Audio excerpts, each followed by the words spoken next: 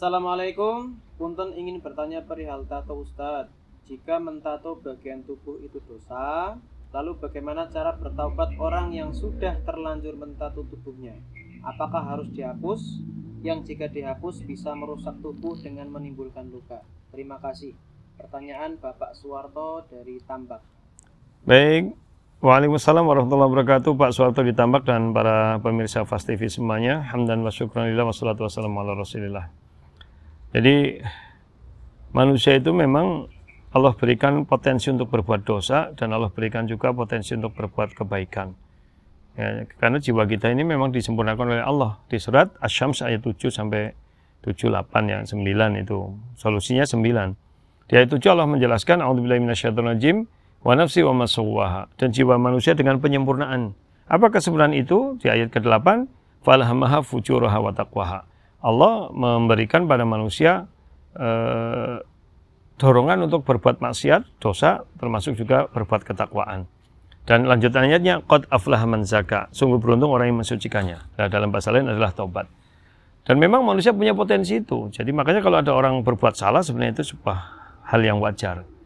Yang tidak wajar itu kalau udah salah tidak mau bertobat. Nah itu. Jadi Adam juga salah. Bahkan kalau kita perhatikan di surat Al-Imran ayat 133, 34, 35 kalau nggak salah ya. Itu ternyata orang bertakwa itu kan di ayat 133 Al-Imran kan a'udzubillahi minasyaitonirrajim wa sari'u ila maghfiratin min rabbikum wa jannatin 'arduhas samawati wal ardu u'iddat lil muttaqin kan. Bersegeralah kepada ampunan Rabbmu yang luasnya seluas langit dan bumi, disiapkan untuk muttaqin. Siapa orang yang bertakwa? Ternyata di ayat 134 kan alladzina yunfiqun dan seterusnya. Ayat 135 ternyata orang yang bertakwa termasuknya apa? Walladzina idza fa'alu fahishatan aw dzalamu anfusahum dzakarullah. Itu orang-orang yang apabila berbuat keji ya, atau mendolimi diri sendiri, mereka segera ingat Allah. Wastaghfaru lidzunubihim, dan mereka mohon ampun atas dosa-dosa mereka. Jadi orang takwa juga orang yang tidak pernah lepas dari kesalahan juga, yang namanya juga manusia, dia insan, ya kan? Kalau Ibnu Mandur dalam Lisanul Arab, beliau mengatakan intinya dalam jilid, kalau nggak salah jilid 7 halaman 300-an, disebut insan, wa inna masumal insanu insana li'annahu ahida summan nasya. Kenapa disebut insan? Itu dikata nasya. Nasya insan. Disebut insan karena manusia dulunya berjanji mau baik, bertobat, bukan bertobat maaf, berjanji mau baik, kemudian dia kemudian nasya, lupa, sehingga jadi salah. Adam juga begitu. Ya kan? Disebutkan di dalam Al-Baqarah itu dalam beberapa ayat kan jelaskan. Jadi fatalaqa Adamu min rabbi kalimatin fataba alaih. Allah mendapatkan langsung ditalkin oleh Allah beberapa kalimat, ya, terus kemudian bertobat.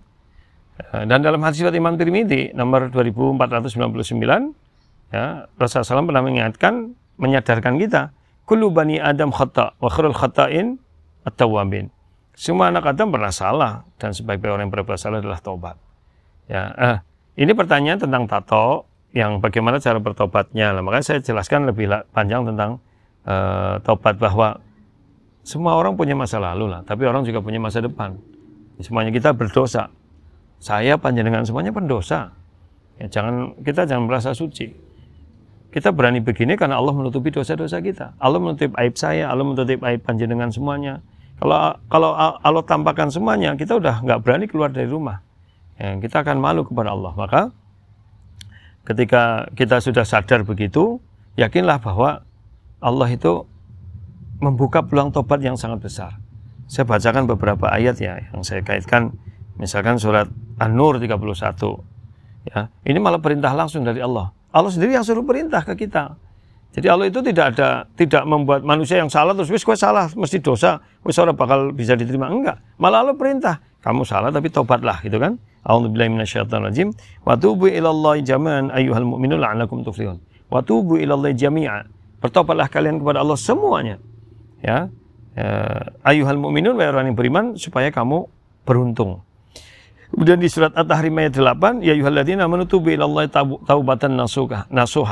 Ya, wahai orang yang beriman, taubatlah kepada Allah taubat yang nasuha. Asa rabbukum ayyukaffiru ankum sayyi'atikum. Semoga Allah mengampuni, menutupi dosa-dosamu. Kemudian Nabi SAW pernah bersabda, ini hadis dari Imam Muslim, ya ayyuhalladzina amanu tubu ilallahi fa inni atubu ilallahi fil mi'ata marrah. Wahai orang yang beriman, bertobatlah kalian kepada Allah, kata Rasulullah. Aku saja, pada Rasulullah itu dimaafkan loh semua kesalahannya. Itu bertobat kepada Allah sehari 100 kali. Itu Rasulullah. Dan malaikat juga mendoakan kita. Coba, berapa Allah sayang kita, malaikat sayang kita. Di surat Al-Mu'min ayat 7. Jadi ketika kita salah itu Allah sayang, malaikat sayang. Terima tobatnya. Beda dengan kita ya, kalau ada orang salah, kayaknya kita itu merasa dia salah terus, kemudian dijustifikasi terus itu. Padahal Allah saja luar biasa nih dengan malaikat. Di Al-Mu'min ayat 7, surat Al-Mu'min ayat 7, malaikat itu mendoakan. Apa doa malaikat coba? Rabbana wasi'ta kulla syai'in rahmatan. Ya. Rabbana wasi'ta kulla syai'in. Ya. Kalau ini ketemu roh ya jadi Rabbana wasi'ta kulla syai'ir rahmatan wa ilma faghfir lil ladzina tabu wattaba'u sabilaka wa qim 'adzabal jahim. Coba. Ya Allah, ya wasi'ta kulla syai'in rahmah. Ya rahmat dan ilmu Engkau meliputi segala sesuatu. Jadi rahmatmu, ilmumu meliputi segala sesuatu. Bahkan dalam hadis qudsi Allah berfirman, "Inna rahmati sabaqat ghadabi." Rahmatku mendahului murkaku. Jadi dalam keadaan kita berdosa, Allah lebih membuka rahmatnya dibanding murkanya. Kemudian lanjutannya apa? Faghfir. Malaikat berdoa, ya Allah ampunilah lilladzina tabu, pada orang yang taubat, wattaba'u sabilak, dan mengikuti jalanmu, waqim adzabal jahim, dan jauhilah mereka dari siksa, jagalah mereka dari siksa yang menyakitkan. Nah, Pak Warto dan jamaah semuanya, ya, ketika orang sudah salah begini, kita diberi solusi untuk bertobat.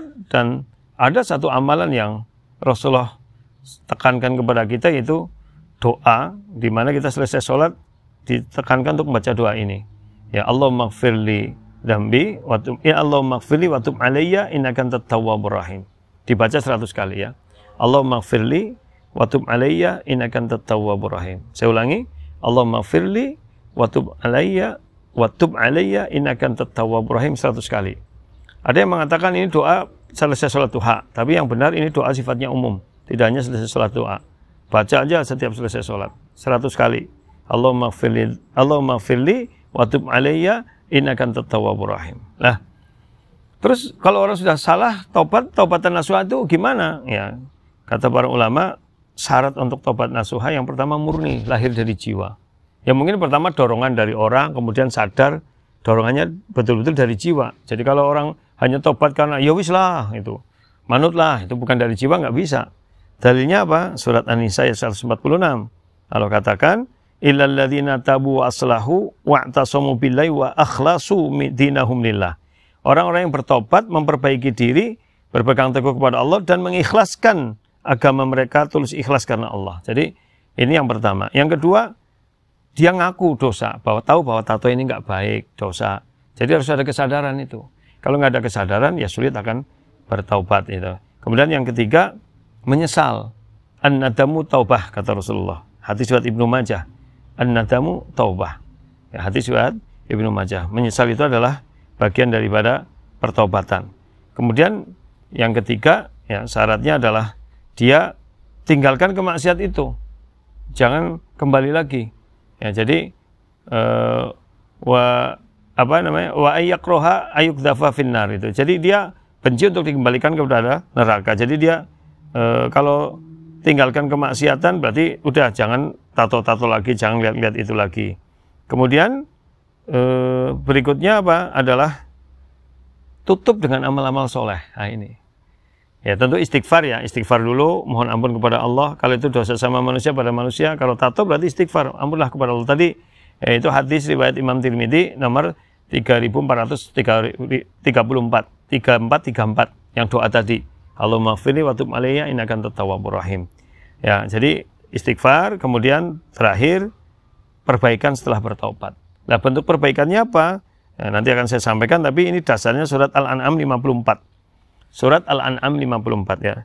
Wa idza ja'aka alladziina yu'minuuna bi ayatina faqul salamun 'alaikum ya. Kataba rabbukum 'ala nafsi rahmah annahu man 'amila minkum su'an bi jahalatin tsumma taba min ba'di wa aslaha fa ghafurur rahim. Jadi apabila orang yang beriman itu kepada ayat-ayat kami itu datang kepadamu, maka katakanlah salamun 'alaikum. Ya, Rabbmu telah menetapkan atas dirinya kasih sayang. Yaitu apa? Bahwasanya barang siapa yang berbuat kejahatan di antara kamu lantaran kejahilan, kemudian dia bertobat, setelah mengerjakannya dan mengadakan perbaikan. Nah ini sungguhnya Allah Maha Pengampun lagi Maha Penyayang. Demikian juga ayat tadi yang saya baca di depan yang surat An-Nisa 46, di situ ada illal ladzina tabu wa aslahu, orang yang bertobat dan memperbaiki diri. Nah, maka kalau tato bentuk memperbaiki dirinya apa? Ya dihapus. Tapi kalau dihapus Ustaz nanti merusak tubuh. Enggak, sekarang sudah banyak yang menghapus tato dengan laser. Ada kok sekarang. Yang dengan herbal juga ada. Bahkan beberapa kali itu di masjid, termasuk di Masjid Agung pernah. Kemudian di masjid banyak kalau sekarang mengadakan kegiatan-kegiatan hapus tato secara gratis. Yang dia dengan alat, itu dengan laser sehingga bisa hilang. Itu bentuk pertobatan. Ustaz, tapi kalau nggak ada kegiatan itu saya harus ke rumah sakit, biayanya mahal, gimana Ustaz? Ya kalau memang kita mampu, itu wujud pertobatan. Ketika kita maksiat, tatoan aja kan bayar juga mahal gitu ya. Maka ketika menghapusnya, ya kita berusaha ngumpulin duit untuk bisa menghapusnya. Kecuali memang mahal banget, tidak terjangkau lah. Jadi effort kita di mana? Jihad kita di mana untuk bertobat dari dosa kita. Jadi kalau kita ada tato, ya jihadnya wujudkan. Cari mana yang bisa menghapus gitu. Tapi penyakit itu kan sakit Ustaz. Ya sakit sebentar, waktu ditato juga sakit katanya kan. Kayak sedikit-sedikit uang itu dimasukin jarum apa-apa. Ya itu. Kenapa tahan ketika mau tato? Karena apa? Karena ingin biar keren, biar apa kan gitu kan. Maka ketika bertobat ya tahan, nggak apa-apa. Ingin apa? Ingin diampuni Allah, ingin surga Allah, ingin dijauhkan dari neraka Allah. Kalau itu yang memenuhi pikiran kita, insya Allah rasa sakitnya akan terkalahkan. Nah, mudah-mudahan kita semuanya diberikan rahmat Allah untuk senantiasa bertobat kepada Allah Ta'ala. Ya, wallahu a'lam bishawab. Barakallahu fina wa fikum. Wassalamualaikum warahmatullahi wabarakatuh.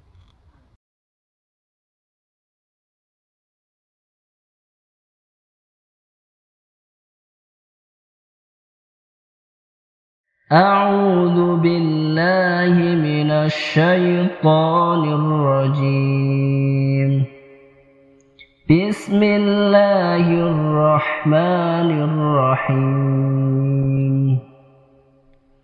سبح لله ما في السماوات وما في الأرض وهو العزيز الحكيم يا أيها الذين آمنوا لم تقولون ما لا تفعلون كبر مقتا عند الله أن تقولوا ما لا تفعلون إن الله يحب الذين يقاتلون في سبيله صفا كأنهم بنيان مرصوص وإذ قال موسى لقومه يا قوم لم تؤذونني وقد تعلمون أني رسول الله إليكم فلما زاغوا أزاغ الله قلوبهم والله لا يهدي القوم الفاسقين وإذ قال عيسى ابن مريم يا بني إسرائيل إني رسول الله إليكم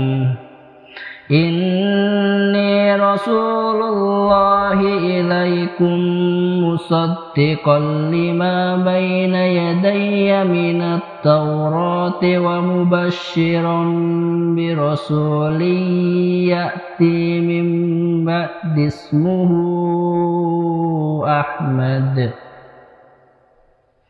فلما جاءهم بالبينات قالوا هذا سحر مبين ومن أظلم ممن افترى على الله الكذب وهو يدعى إلى الإسلام والله لا يهدي القوم الظالمين يريدون ليطفئوا نور الله بأفواههم والله متم نوره ولو كره الكافرون هو الذي أرسل رسوله بالهدى ودين الحق ليظهره على الدين كله ولو كره المشركون يا أيها الذين آمنوا هل أدلكم على تجارة تنجيكم من عذاب أليم تؤمنون بالله ورسوله وتجاهدون في سبيل الله بأموالكم وأنفسكم ذلكم خير لكم إن كنتم تعلمون يغفر لكم ذنوبكم ويدخلكم جنات تجري من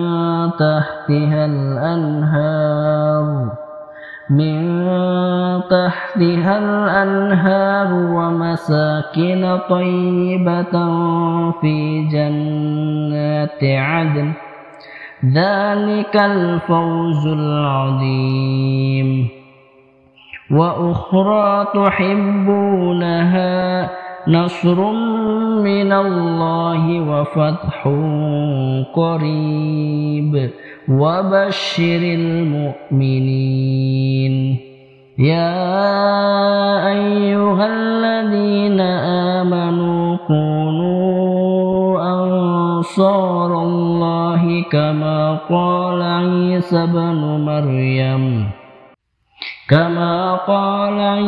بن مريم للحواريين من أنصاري إلى الله قال الحواريون نحن أنصار الله فآمنت طائفة من بني إسرائيل وكفرت طائفة فأيدنا الذين آمنوا على عدوهم فأصبحوا ظاهرين صدق الله العظيم.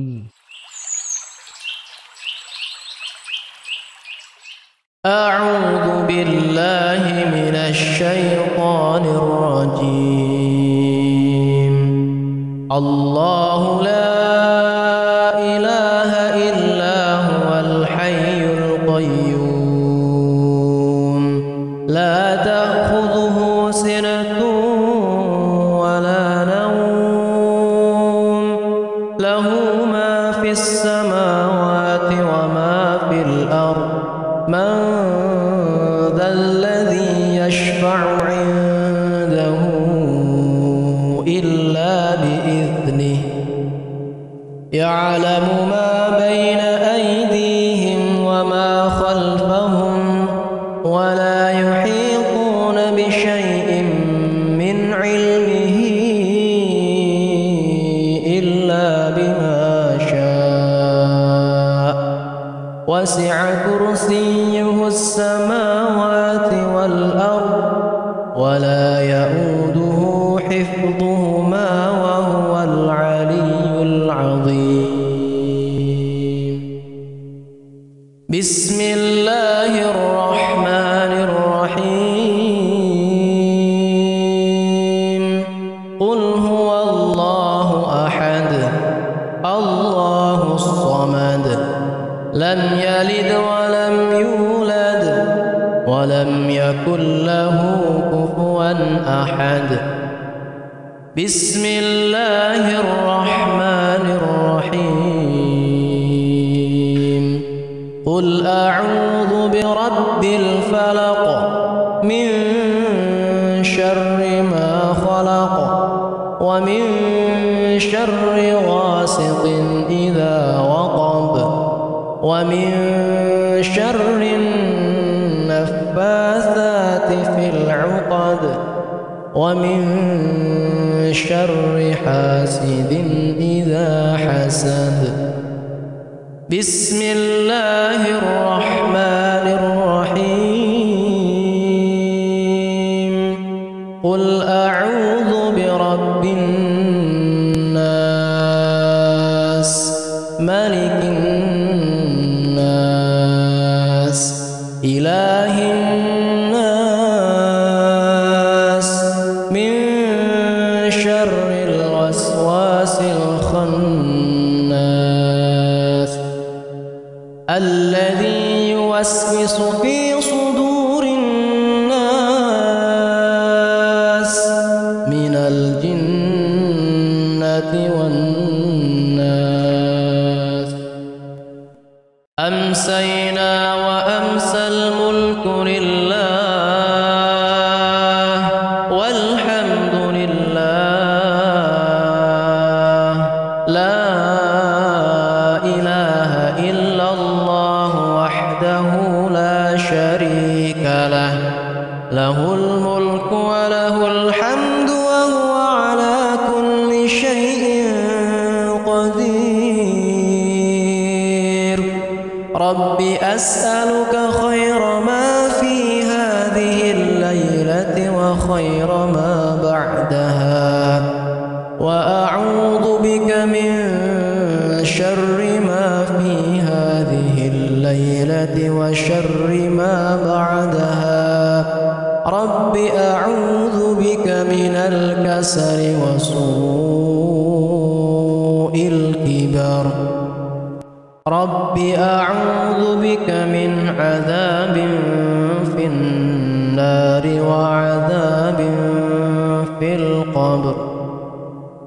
اللهم بك أمسينا وبك أصبحنا وبك نحيا وبك نموت وإليك المصير. أمسينا على فطرة الإسلام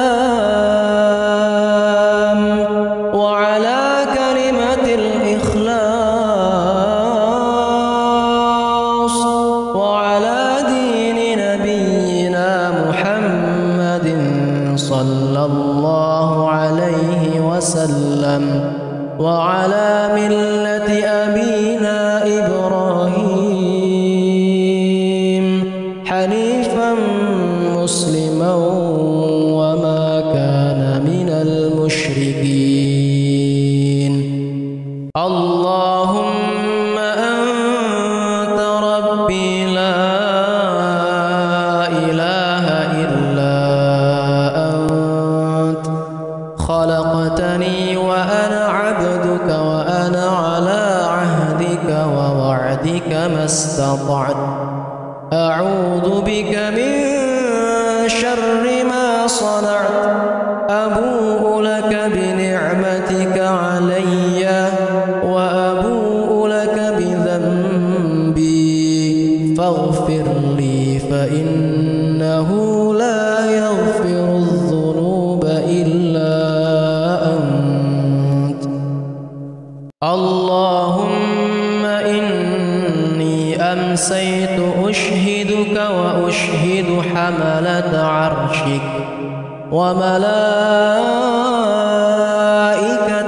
وجميع خلقك أنك أنت الله لا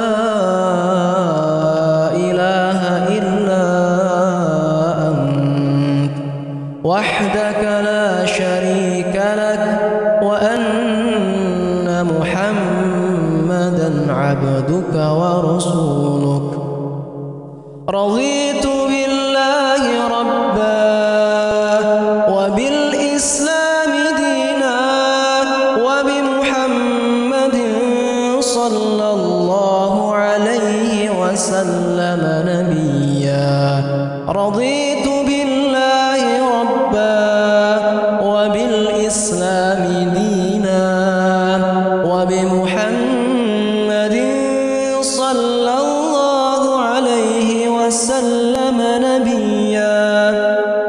رضيت بالله ربا وبالإسلام دينا وبمحمد صلى الله عليه وسلم نبيا اللهم صل وسلم على نبينا محمد اللهم صل وسلم على نبينا محمد اللهم صل وسلم على نبينا محمد اللهم صل وسلم على نبينا محمد اللهم صل وسلم على نبينا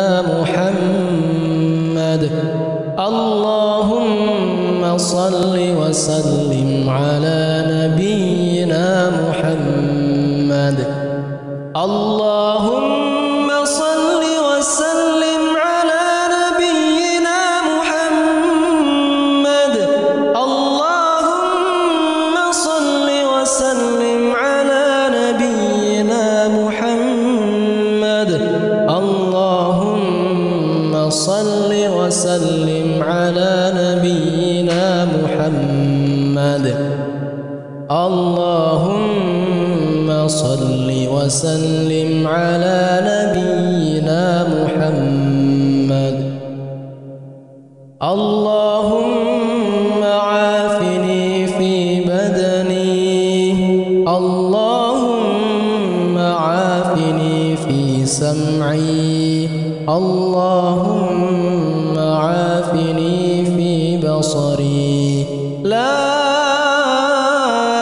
إله إلا أنت اللهم إني أعوذ بك من الكفر والفقر وأعوذ بك من عذاب القبر لا إله إلا أنت بسم الله لا يضر مع اسمه شيء في الأرض ولا في السماء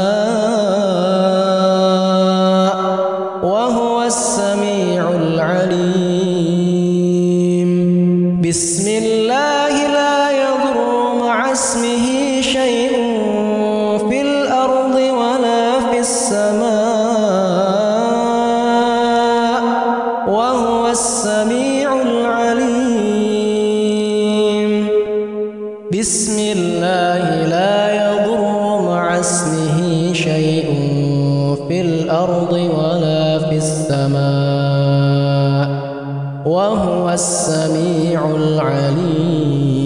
العليم اللهم إني أسألك العفو والعافية في الدنيا والآخرة اللهم إني أسألك العفو والعافية في ديني ودنياي وأهلي ومالي اللهم استر عوراتي وآمن روعاتي اللهم احفظني من بين يدي ومن خلفي وعن يميني وعن شمالي ومن فوقي وأعوذ بعظمتك أن أغتال من تحتي اللهم عالم الغيب والشهادة فاطر السماوات والأرض رب كل شيء ومليكه أشهد أن لا إله إلا أنت أعوذ بك من شر نفسي ومن شر الشيطان وشركه وأن أقترف على نفسي سوءا سوءا أو أجره إلى مسلم. يا حي يا قيوم برحمتك أستغيث أصلح لي شأني كله ولا تكلني إلى نفسي طرفة عين. أعوذ بكلمات الله التامات من شر ما خلق.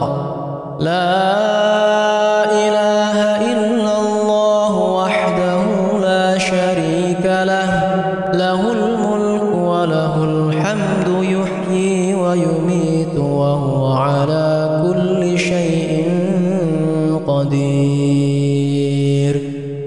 لا إله إلا الله وحده لا شريك له، له الملك وله الحمد وهو على كل شيء قدير.